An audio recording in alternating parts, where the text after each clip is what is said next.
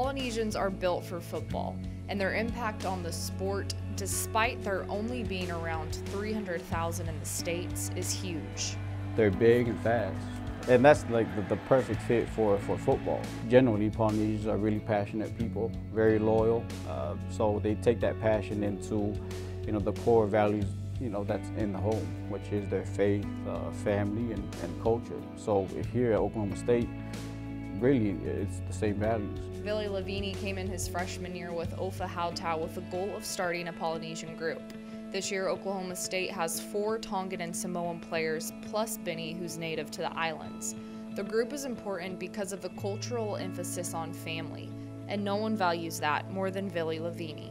Family is probably really important, especially in our culture. Growing up with 5 sisters and 2 brothers, big family, and all the girls have their room, all 5 of them in one room, and me and my brother have to sleep out on the couch and stuff like that. You kind of learn to, cherish each other and, love one another and know that, that's all you got. And I had another little brother, he had like special needs.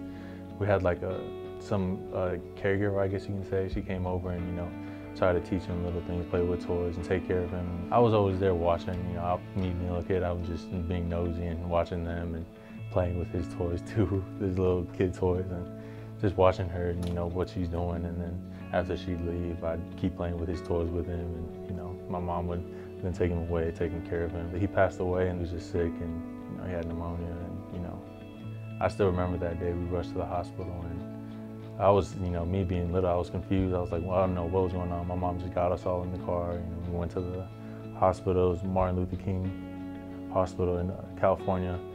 We went over there, and I was just confused. We were all in the waiting room, and they're going upstairs, and I'm just wondering what's going on. I'm lost, and then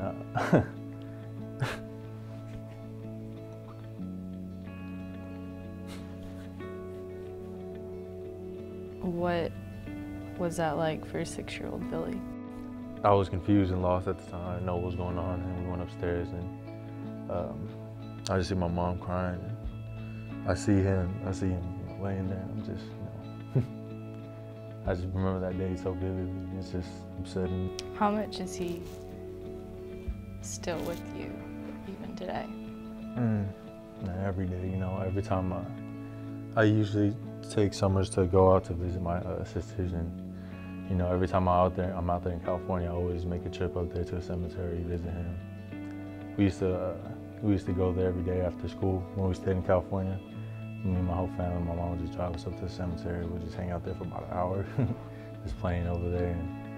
And every time we leave, we had to kiss his tombstone and tell him we love him. So. Whenever you're on the football field, how much is he with you there? My whole family's there with me. Yeah, I do this all for my family, after everything, and him included, being the first kid to go to college, was a huge thing for me, and getting it for free was like, it was a blessing. I still so grateful to this day, but yeah, I do it for all my family every time I'm on the field. Vili was projected to start when adversity struck. He tore his Achilles this summer and underwent a season-ending surgery.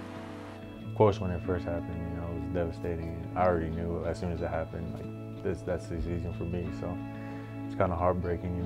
First couple months, first couple weeks, it was actually pretty hard. But talking with my family and close people around me, teammates and coaches, it really helped me out, stay positive, and gave me the right mindset to come back strong. So I'm just set on rehabbing every day, and working out every day, just doing what I can to come back stronger. Through it all, family on the field, in the locker room, and at home have been a rock for Vili. This first generation of Polynesians at OSU is laying that same foundation for future players to stand on.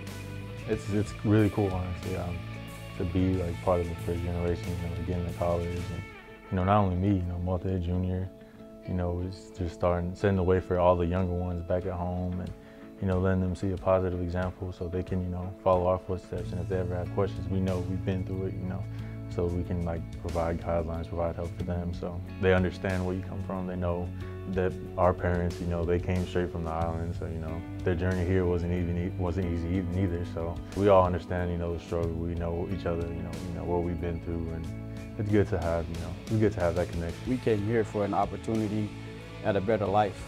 You know, in Tonga, there's not higher education. You only go to high school, and after high school, either work at the plantation or work for a family business. But football is an opportunity that they can fulfill the dream of their parents moving from the islands here.